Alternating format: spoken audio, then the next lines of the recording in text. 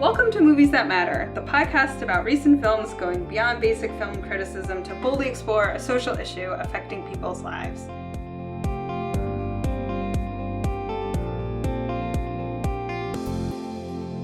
I'm Nicole. And I'm Justin. And what movie are we overanalyzing this week? The Ministry of Ungentlemanly Warfare. It's directed by Guy Ritchie, and the premise is the British military recruits a small group of highly skilled soldiers to strike against German forces behind enemy lines during World War II. What did you think? I loved it. I thought it was a very fun homage to kind of like these war movies where you have like a group of people to get together. It also reminded me of I don't know if campier is the right way to put it, but it was in the same vein as Inglourious Basterds, but I think I enjoyed it more than I did that one. Okay. I have some very funny notes here, which you are going to tear me a new one on. We will get to that. I found it very entertaining, but not very good. Okay. I think that, interestingly, it's funny, I had all the eye candy in this movie. It was very heavy on good-looking men of every type and builds and color and ethnicity. I was like, whatever was your fancy, this movie had something for you. They had every flavor for you at this one. They really did. And I was like, it's a very male-dominated movie, and I was just like, and the one woman you got was, I have complaints about, but... What sort of complaints?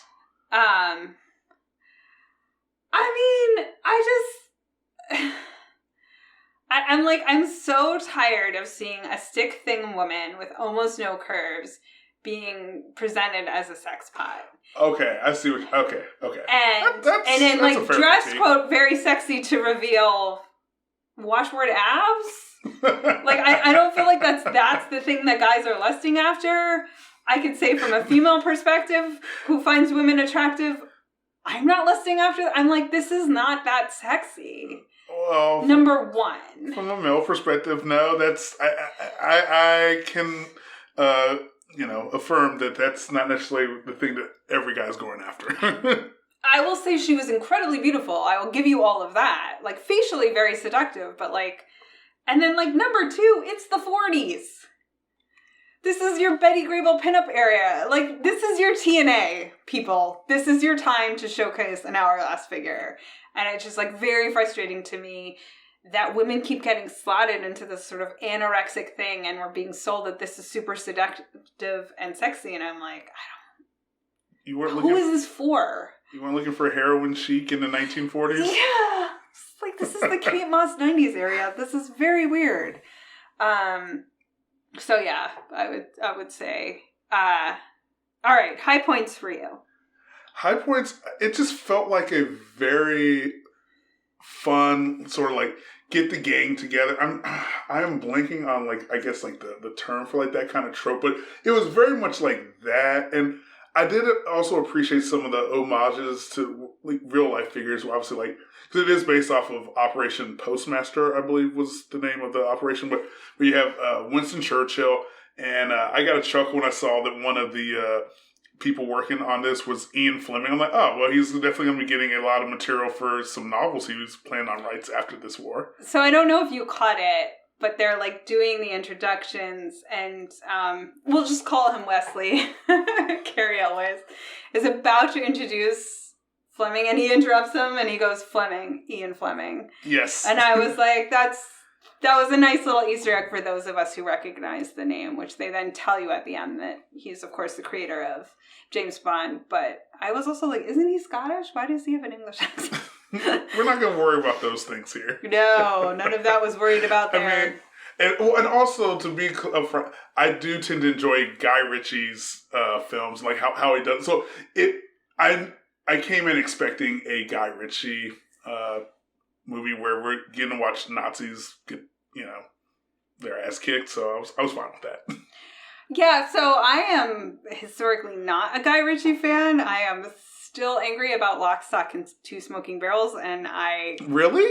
am just as, annoyed at this film for making the same mistake. So my problem with Lock, Stock, and Two Smoking Barrels is something that just... I can't get past, I realize not everybody feels this way, but when you have the entire premise of the movie hinging on one unbelievable fact, okay, I cannot let it go. What was the unbelievable fact? So in the setup to Lock, Stock, and Two Smoking Barrels is that this guy is a professional hustler, literally making all his money hustling other people at cards, and then falls for the most obvious movie-like hustle ever. And that's how they get in debt and need to, like, do all the things. And I was like, what? Like, no, I wouldn't fall for that, and I am not a hustler. Like, this is so dumb. Like, they lost 3 games, and they're like, you know what? Let's go all in and double it. And I was like, that's the hustle that people who are not hustlers know as a hustle. Like, it was just so dumb, and I was, like, pissed about everything that happened ensuing from that moment. And in this movie, they were like, well, they don't believe in king, they don't believe in country, they don't believe in doing the right thing. And then you're like, so then why are they doing any of this? And they, like, didn't have a reason. Well, no, because was he Swedish or Danish? Let's call him the Scandinavian guy. He's like Larson. The Danish Anders. Yeah, Anders Larson. I knew one of those things. Well, his family had been killed by, like, Nazis. So I understood his motivation. Right, so they gave everybody some sort of personal backstory, maybe, but I was just sort of like, you basically said, here are all the reasons people do these types of things and shot them down, and I'm like, I was just sort of sitting there thinking, like, okay, like, classic Guy Ritchie, like, can you not write character motivation? True. Well, I think... Which, and of course, in the true story, like, they were all actually in the military, and this was their job, which made a heck of a lot more sense, and I was like, why did you change that? Like, I kind of know what you did, but it was not successful. Well, they wanted to make it a little more stylized and colorful, but at the same time, when you have a premise of watching people kill Nazis, I don't think you're going to have a hard time getting traction for at least people being receptive to that. Well, hopefully you don't. Yeah, so, is it Alan Ritchie? The guy who played the Danish guy? I can't remember his name, but yeah. He kept losing his accent. I was like, no. He was good for bow and arrow, though. He's not a terrible actor. I've actually really enjoyed Reacher. He seemed good in this, too, but, like, the accent kept falling out. I was like, oh, dear. So... Another thing I liked, and it sort of reminded me of the Casino Royale plotline, at least tangentially, and I am blanking on the actor's name. He's the African guy. He played Jameson Dune. He was Heron was super good. Yeah, he was really, and I appreciate the fact that he sort of had like this. Oh, hey, we've got this casino going on this island, and I'm here to entertain like the Spanish, or well, it's a Spanish island, but you have like Italian and German people that he's just like. I mean, it was very Rick's Cafe, right? Yeah, very Casablanca. Yes, very Casablanca, and that whole setup at least worked for me, and I'm like, okay, it makes sense. Like, why you have this guy being able to move around in the spaces that he was, because he owned and I get the sense that this was very much a fictionalized character that they made for the movie, which makes it, and it was an addition to me that worked well. Yeah, and it was also something that if you think too hard about it, which I discourage you from doing, you think might be somewhat of a diversity hire, right? Like, it's a way to add more diverse roles to this movie that obviously didn't care about adding women, but...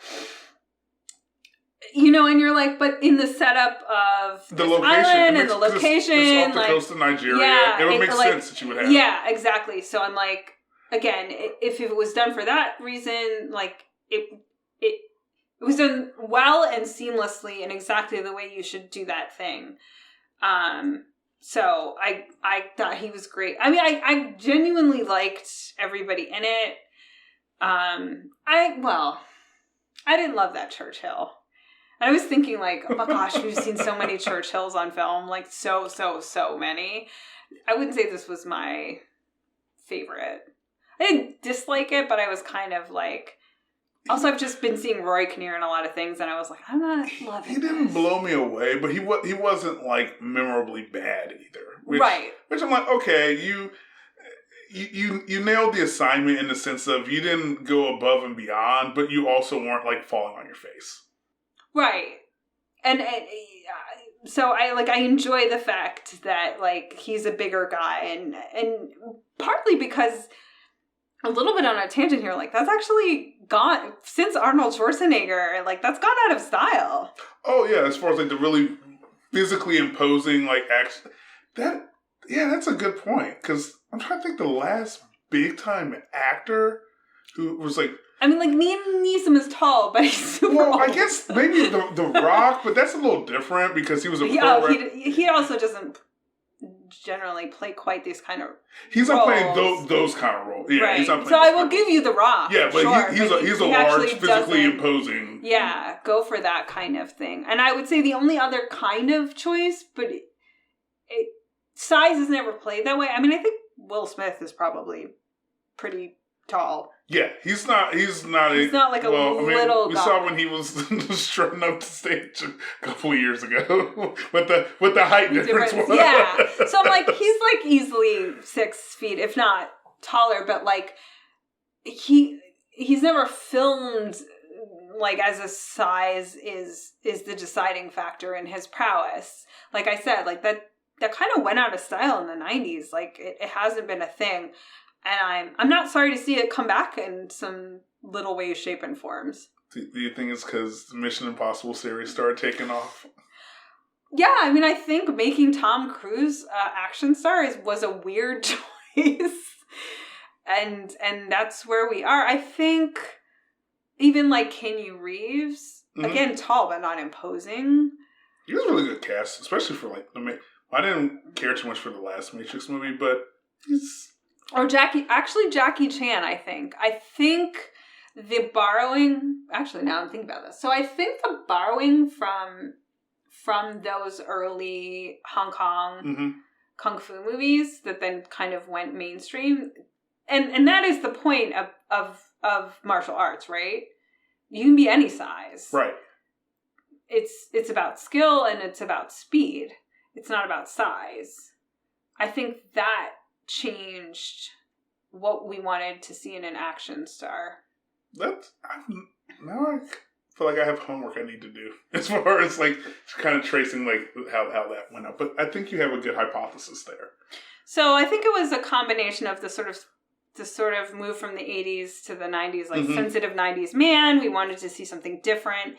I think that was part of it, but I also think like that was when all the martial arts stuff really started to populate the mainstream. And the thing about the martial arts stuff is, first of all, the martial arts stars themselves aren't that big. Right. Yeah. And like that's not what makes you good at agility. Yeah, flexibility. Because have you ever seen the picture? I can't remember which movie. It was a movie with Bruce Lee and Kareem Abdul-Jabbar, and he's like Bruce Lee's able to like stretch it where he can kick Kareem Abdul-Jabbar like in the jaw. Right. And that's like crazy insane. When you see like the height difference. Right. But it's believable. Yeah. Right? You're not like, well, I mean, it is literally believable. But I'm like, you were like, you could see a Bruce Lee movie and him take down anybody. Right. Yeah, and you're not like, I don't think that little guy can do. No. Right? Like, you're like, you just see the technique and the speed and the agility. And so that became the more dominant factor. And I will say, like, that being true then sort of ushered in female action stars, right? Like, once you got away from size as the factor, then you allowed for more women to take the role of someone who could be a badass. You brought up a great point as far as the female action star. I can't remember, I'm blanking on the name of the actress from this film, but I did enjoy some of like... I think it was Eliza Gonzalez. She's actually... Yeah. So for credit so on the flip side of holding an accent, on the flip side of holding an accent, your girl is from Mexico. And I had no idea. She is fully Mexican. He was an incredibly credible English accent. All the kudos to her. Yeah, she was great. And that sequence where she was, doing kind of like a cabaret, rendition for like all the folks like in the club. I really like that. And then I was wondering if there was an intentional or not intentional slip up where she used some Yiddish. I suspected she kind of did it on purpose because she seemed to or maybe she just got that but she seemed to handle herself pretty well given the situation she got in. I agree. I will say, so, like it's subtitled and it goes by and I was like, that looked like Yiddish. And then 5 seconds later, he's like, that was Yiddish, not German. And I was like, go me. Right on. Yeah. I mean, they're very close. So to me, I'm like, I could see screwing that up, making that mistake. They're obviously, I mean, it's a hybrid of Hebrew and German to begin with. So they're very close. Again, outside of the weird sex pot part of it, I thought she was great and I thought she did a really good job. And she was a fun character. I like that they gave her the gun prowess. Yeah, showing her marksmanship ability to the African prince who seemed like, he's like, I'll help you all out, but I'm gonna want I want a noble title. He was two named, and then Gus was two named. The Prince of Fernando Po. He was such a fun character, and their whole dynamic was hilarious. Oh yeah, especially we saw the eating man. Yeah, his goons or squad. Well, goons implies that they're the villain. So I guess the guys he had on retainer. Yeah, and I honestly going into it too. I was nervous in the sort of quote unquote final battle, and it was oh, so now you have this whole black army who are not our main character army.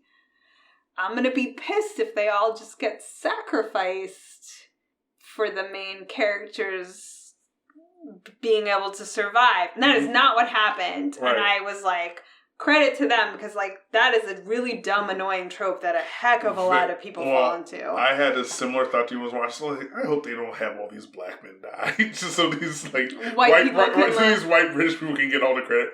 And I did look up. But even just because I've had this conversation with Christopher where it's you just staged a battle, you got all these people recruited to your side, and then they all died for something that was essentially your beef. They knew what they were signing up for. That's how they can sleep at night. Yeah. Well, but I looked up, so with Operation Postmaster, apparently there weren't any casualties on the British side with that. So Yeah, I mean, it was a heck of a lot stinkier. There weren't a whole lot of casualties on either side. So I will say, credit to Adam, because I never ever paid attention to this until he brought it up. There were a lot of useless titles in this movie. There were, explanations of, they were Côte d'Ivoire, West Africa. Okay. Yeah, it's Ivory Coast. I mean, every time I see Côte d'Ivoire, I always in my head, it's always Ivory Coast. Which is fine, but I was do we need to know what's in West Africa? We should know what's in West For the geographically challenged people. There was just a lot of, now they're here, and you're clearly... Well, they said they were going here, and now they're in Fernando Po. Whatever, there were actually quite a lot of useless titles in this movie. And I'm fine with the Indiana Jones style map of maybe kind of showing where people are going, but you're right, you don't need to show me the map and then give me it was a lot of useless titles. I was you didn't actually need to put that on the screen in text. But I will say, for my part, the most embarrassing note I have on this movie, and I'm going to own it. I had completely forgotten who this movie was made by. You forgot it was a Guy Ritchie movie? I forgot it was a Guy Ritchie movie. I did not forget it was a Guy Ritchie movie while watching it. So I'm watching it, and I was you've got all the quick cuts. You've got a lot of cuts to useless or inessential things, which is stupid. You're cut to them rowing, cut to the oar in the water. I'm yeah, obviously the oar's in the water. Why are you cutting to that? You're just trying to make quick cuts and you have nothing to film. This is pathetic. Doing this very, very badly. And my note is man, this is a poor man's Edgar Wright. That's fun. I didn't think about this, about the cuts.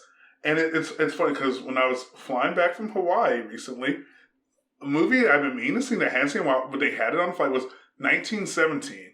And it was just fantastic because it was just one giant tracking shot. So good. And like, so two very different. Stand that movie so hard. Two very different cinematic experiences. And I'm like, so like the funny thing about like Guy Ritchie versus Edgar Wright, like I'm pretty sure Guy Ritchie is older than Edgar Wright, and I'm pretty sure it's hard to say like whose career got started first, but Guy Ritchie definitely rose to fame and to more fame than Edgar Wright has ever achieved in his lifetime.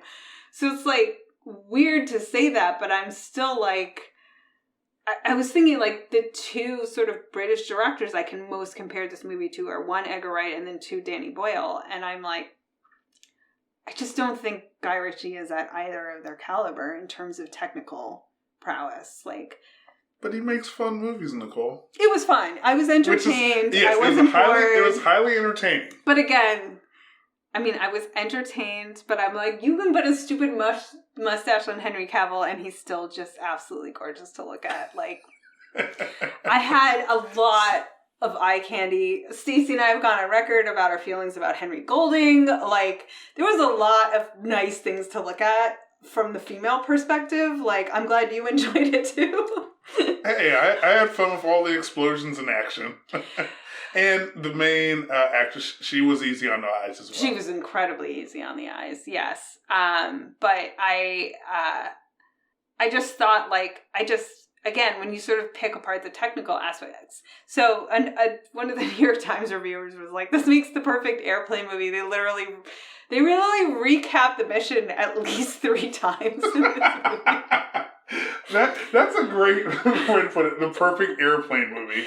And I was like, because he's like, if you were like getting food, or the flight attendant was talking to, because he was like, they explain the mission when they hire the guy, then he explains the mission to the crew, and then they like explain it a 3rd time when they have to tell the spies. Like, and I was like, no, he's right. Like the dialogue, there were some good jokes, there were some good witty moments, but the dialogue is really clunky. Well, I especially enjoyed when they were rescuing the other British guy early in the movie, and when Anders is just like with the bow and arrow taking. I was like, oh, they were not joking about this guy's prowess with this, and I was here for it. I mean, as someone, very fun. As someone as a kid, like I loved Robin Hood, Prince and Thieves, just because like the trailer shot of Kevin Costner shooting that arrow and the way the cameras went. It a fun movie. Like I just, I'm a sucker for bow and arrow stuff. Like swords, bows and arrows. You got me hooked. Yeah, and I'm generally a sucker for like hand-to-hand combat, right? Like I like all that kung fu stuff. Gunplay is usually not. I mean, it's there and done. Like it's not very fun to watch. Yeah, I mean, I'm no lie. My job is to pick it apart technically, but I did find it very entertaining. I did sort of like some of the British humor of it all, where they go to get Appleyard when he's like strung up and still attached to a car battery. Like, yes, could you turn the car battery off? That whole it is still on. That whole sequence with like the German officer and like like who among us have not been in a mind-numbingly boring team meeting, and you like look, and he's like looking and realizing like all this chaos, but it's like trying to over. No, be quiet. We got these points. I got to finish this PowerPoint deck. It's like, sir, we're being attacked by like British special forces. Yeah, I was genuinely entertained. I also I have been rewatching some things on streaming, and I'm remembering the literal dark times of 5 years ago where you could not see anything in a movie ever. And so I was like, well, this movie was highly saturated and brightly lit the entire time. Thank you. But it did. So it's a story about special forces, right? Yeah, I think it was essentially the founding of the modern special forces is at least how we conceive of them today. Right. Which, like you said, is so the band of people who get together to fight a thing is one trope, but there's been a lot of special forces specifically, and I'm 0 Dark 30, right? Mm-hmm. G.I. Jane.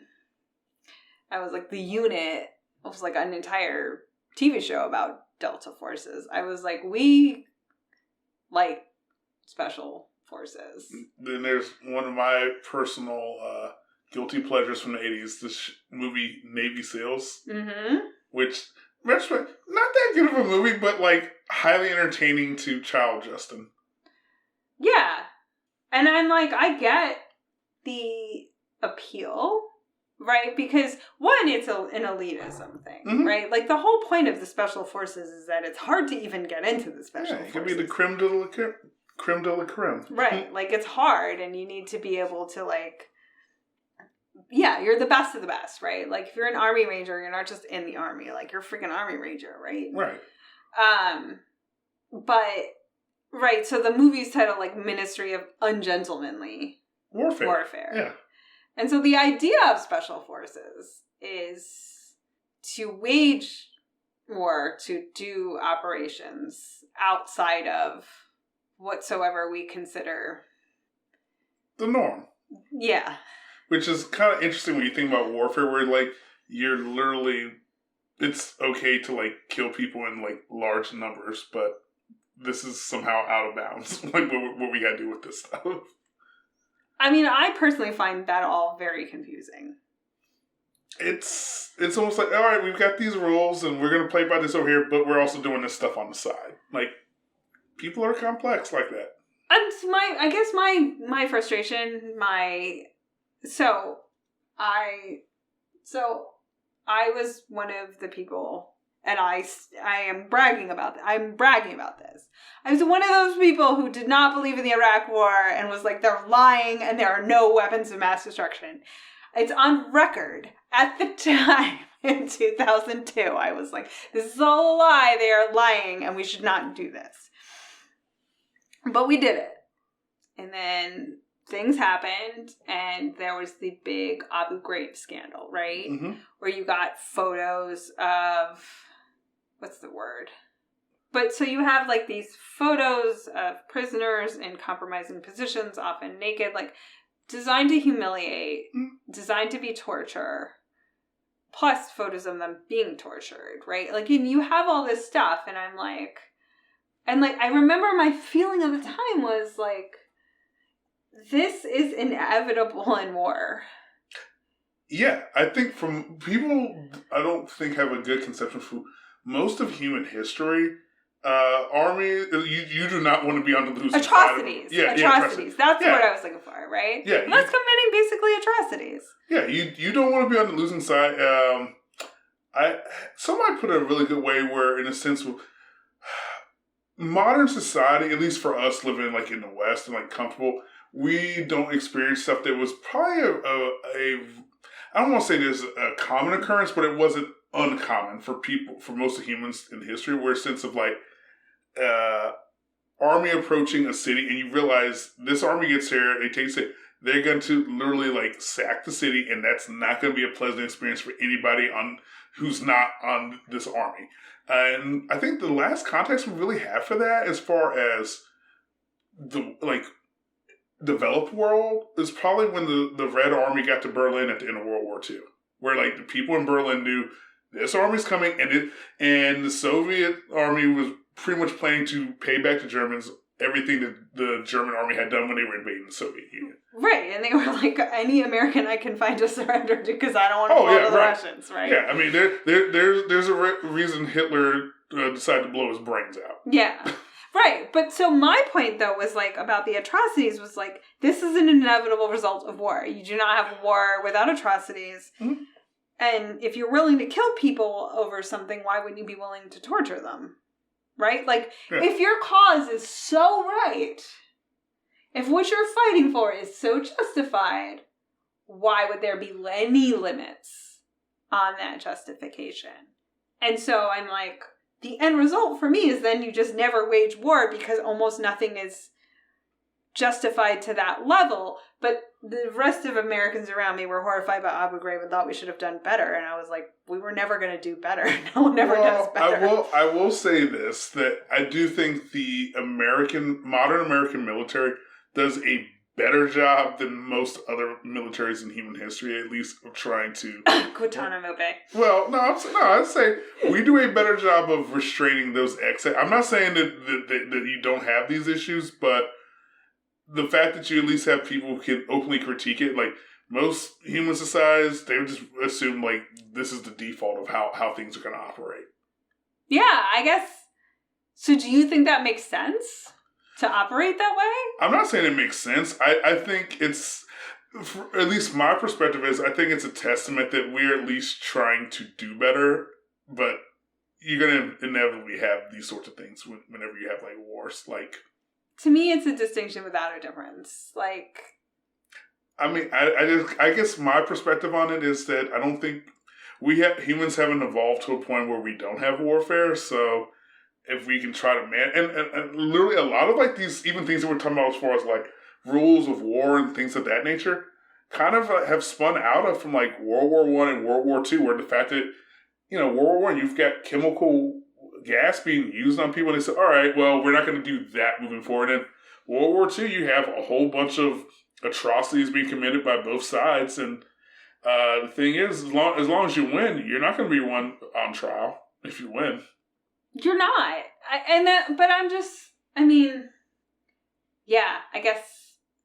guess it's interesting. And we not like we don't love war movies, but I do feel like we love special forces movies because it is that trope of like a group of people that you can follow who do the thing. I do feel like this movie in particular was hilarious in the same way that like Bond makes the worst spy ever. Right? Like, because like Bond is the anti-spy. Bond is the least clandestine person anyone's ever met. Like, everybody knows Bond. He has a freaking tagline. Like, he's a very, very, very, very bad at being a spy. And also a very distinctive drink order. Right. So you're like, the clandestine forces are actually supposed to be clandestine. So, like, the real Operation Postmaster, nobody died. They, like, snuck out and stole the ships and nobody saw them. And this movie, reinforced hold, by the way, too. Yes. Just made me think of the Civil War, honestly. Oh, the ironclads? Yeah. But so, like, this movie, like, gets into the like, they're just not at all clandestine. And I was like, kind of like, what is the point of these guys, then? Like, isn't the clandestine part the fun part? I don't know. Well, you get to a certain point. All bets were off once they were trying to like tow out the ship because they couldn't sink it, and then you get like all of the drunk German soldiers trying to get, and like everything just kind of like goes to hell at that point. No, it does, but I guess like to me, I'm like, this is all very silly, and I don't know that it makes a better movie than an actual clandestine operation. Like, I don't know. I think I gravitate towards that. Like, I think it's more fun to watch people be sneaky than to watch people be violent.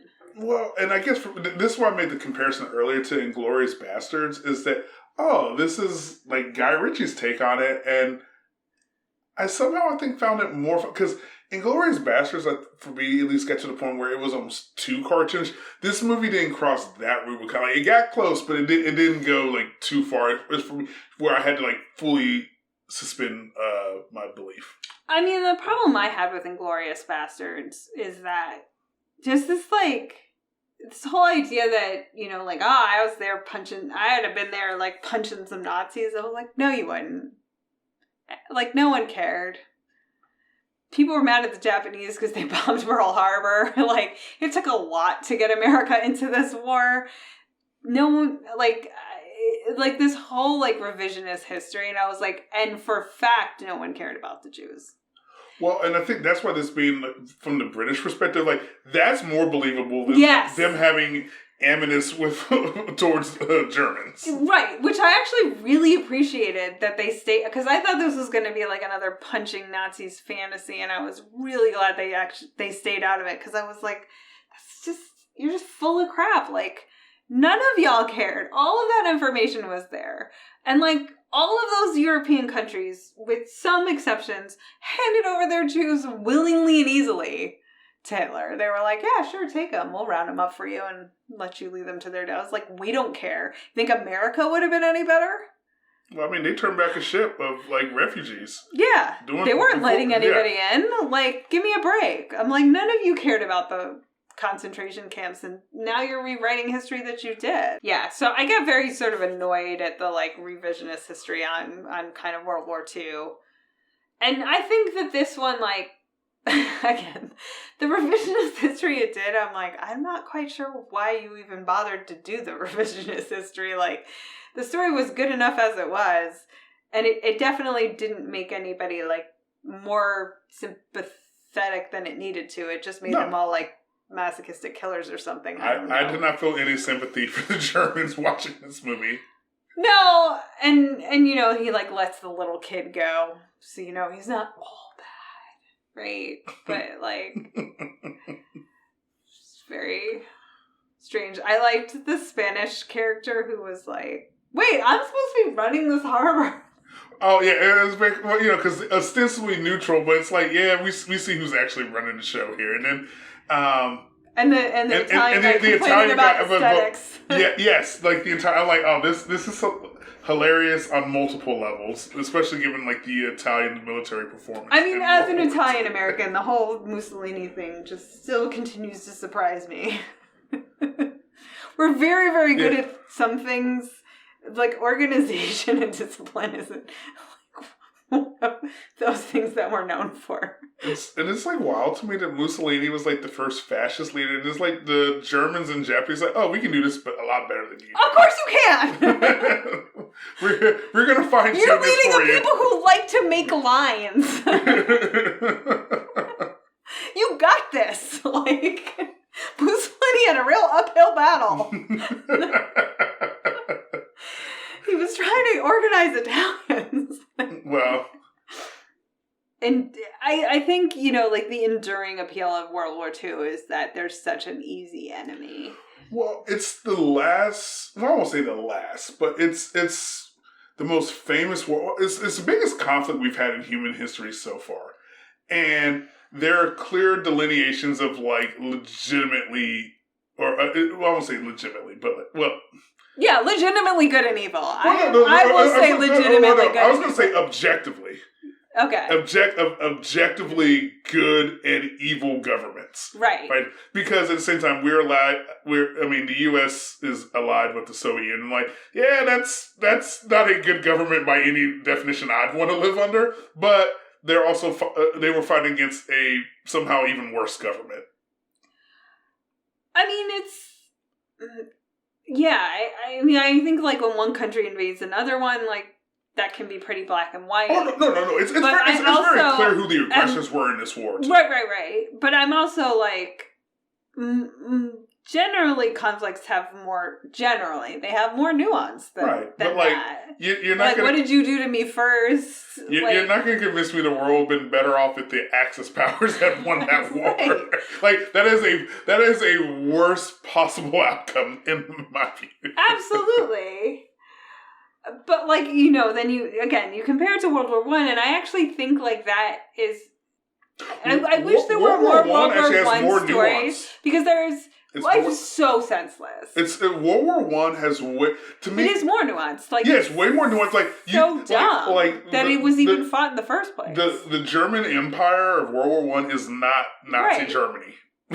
They are two very different governments. Right, and so, you know, like, I don't generally like a simple story of good and evil, and I was like, that's what makes World War I, like, really fascinating, because it's not a simple story of good, it's a simple story of, like, evil and evil. I don't even know, like, it's... There's so many off-ramps from World War I that just are not taken by anybody. Yeah, but... Because they didn't anticipate the war being as catastrophic as it ended up being. Right, and it's also just, like, that line between technology, where the technology had advanced enough for, like, mass casualty, but not enough for, like, specific casualty. So you just have the, you know, like, the whole trench warfare and getting gas, and, like, you just have, like, this just like sheer, also in medical care, like the just sheer and utter brutality of it. Well, and the other, is sort of unmatched. Also, World War I is the first war where you have most of the powers who are fighting each other are fully industrialized. So for most of human history, countries find if you have like a pitched battle and you get hit with a haymaker, you might not be able to recover. World War I is the first war where you've got multiple powers where they can survive a huge hit initially and still come back. Yeah. And so you had a lot of, I think, officers realizing, we're not fighting a war like any war we fought before. And then, so people bring those lessons into World War II, and this is like part of the reason why the French get steamrolled immediately in World War II. It's not because they are some ineffectual military. They had a plan where they thought it was going to be a war like World War I, and it wasn't because they were relying on numbers. Well, they were relying on, and they had the Maginot Line and all that. Also, the fact that the Nazis literally have their invading forces hopped up on crystal meth, so they're not sleeping. They're able to make it's wild. Which is it seems like an offshoot, and maybe it is to this conversation, but don't underestimate the factor of drugs in warfare. Yes, I honestly think people don't talk about that enough, and it's sort of present in the Vietnam War, but not kind of enough, where you're all of these people were high all of the time. That's a lot of reason they could do the things that they were doing. I'm glad you brought that up. People do not talk about that. It's a dirty secret of warfare too. You kind of have to shut off your humanity a lot of times. Although wasn't World War I the last war where they realized nobody was shooting at anybody? Yeah, because they even had the first Christmas where they had the soldiers out there in no man's land playing side, and the officers oh yeah, we're not doing this again. Well, so Joyeux Noel, which I've recommended a million times, but also if I'm wrong and it's not World War I, it was one war where they were they realized people weren't shooting at anybody, they were just shooting, and they were okay, we have not actually trained our soldiers to shoot a person. We've been giving these paper bullseye targets. We need to actually give them targets that look like people to train them to shoot people, because it is actually very against human nature to kill somebody. And you have to be trained into it. And so they were 90% of shots never hit anybody because they were just wasting ammunition, because people were I'm just firing. I don't actually want to kill anyone. Right? And it was they had to train people to kill a person because it isn't actually human nature.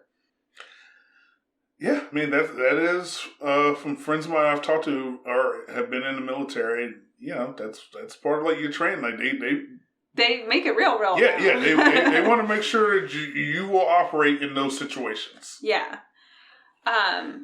but so I mean, in the movie the violence is very cartoonish, right? Yes, still not Inglourious Basterds level of cartoonish. To me, it wasn't. Maybe not. I cartoonish in the way of people just fall back. There's no blood. Right. Not a lot of gore. It's not gore. It's not a gory movie. It's not a gory movie. It's very violent with some gore, but not as much considering the body count. Right. All right. Social impact score. Ooh, it's this one. I'm gonna give it probably this one social impact score. Probably a 3. It's not moving the dial. So in a rare moment of Nicole looking something up, and it's done horribly at the box office. The drop off from first weekend to second weekend was 70%. Interesting. I don't think Guy Ritchie carries the weight that he. I mean, what was the last memorable Guy Ritchie movie? Well, I enjoyed his Robert Downey Jr. Sherlock Holmes. Yeah, I'm going to go with a 2. I mean, it was entertaining. I have to give it some points for that, but I do think it's very tired. We're just going to use World War II as an easy way to create a lot of violence. And that sets things back, and look at anything useful to say about war or England or anything else. God, king and country. Yeah. Or eaten. Yes. All right. Tell us something we should see, watch, read. I have 2 recommendations that will be far more stimulating and moving the dial than this film, which, by the way, I very much did enjoy, but these are highly enjoyable and a lot more impactful. The first recommendation I have is Shogun on FX. It's a modern adaptation of a book from the 70s, and there was a miniseries, I believe, in the early 80s. This is a very prestige level show, and it's set in feudal Japan, and it's essentially about the end of the Sengoku period in Japan, where there was a lot of civil wars going on for a year, and it's how Japan ends up unifying over under the Edo period, which lasts for about 250 years until the U.S. shows up in the mid-1800s. It's incredibly well done, and fair warning, most of the show is in Japanese with subtitles. And the other recommendation I have is X-Men 97. If you love the 90s cartoons, this is a continuation of that. And it's just well done. And it's the best rendition of X-Men I've seen on TV or movies, probably like since the original 90s cartoon that came out that I really love. It's way better to me than any of the movies that they've put out in the films. I highly recommend it. It's still ongoing, but it is incredible TV, and those are my 2 recommendations. Great. I'm actually going to go with 2 recommendations as well. One, I resisted. I thought. I was like, I know this is made for me, but I'm going to not watch it. And then I finally caved. It was Brooklyn Nine-Nine. It was made for me. It was made for me. It's very cute. I really liked it. And then the second thing I've recommended to everybody, I've got my boss hooked on it now, is ongoing Who Killed the Video Star? So it is a serialized podcast about the rise and fall of MTV. Mm. It's a really insightful look at really what MTV created and the impact it had on culture. Lest we forget, we have MTV to thank for reality TV, among other things. So highly recommend you check that out. And if you want to talk to us and give us recommendations or tell us what you think, if you want to email us, we're at moviesmatterpod@gmail.com. You can find us on Facebook. You can find us through our website, moviesmatterpodcast.com. And otherwise, remember, movies matter. And so do you. We'll see you next time.